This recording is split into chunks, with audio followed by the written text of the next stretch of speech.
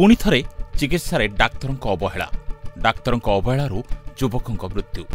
युवक मृत्यु को नहीं चांदपुर बसंत मंजरी साधारण चिकित्सालय परिसर में उत्तेजना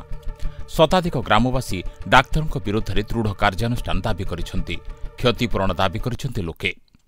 डाक्तर अवहेला नुहे हम जहाँ ट्रिटमेंट दिया था दिया पेशेंट को दिया आसला तो सी कम्प्लेन कहते एब्डोमेन पेन कहला एब्डोमेन पेन कहला आम देखला सब आईटा येलोइश अच्छी आम एब्डोमेन पाल्पेट कलु देखलु जे इपिगास्टियम पेन हो तो सी अनुसार आम डायग्नोसिस कलु हेपाटाइटिस डायग्नोसिस कलु तो बांति हुई जो आम गैस इंजेक्शन बांति इंजेक्शन आ पेट मड़ा इंजेक्शन सब देलु पेसेंट आम कहलु वेट कर टे देखलु तेरे आ किस समय पेसेंट अल्टर कन्सियसनेस है बारचड़ है तो आम ऑक्सीजन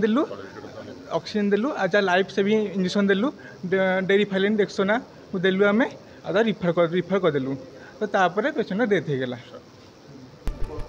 आउटडोर चिकित्सा बंद रही मृत युवक नाम सोमनाथ पल्लई बयस 25 वर्ष घर कंध नयागढ़ ग्राम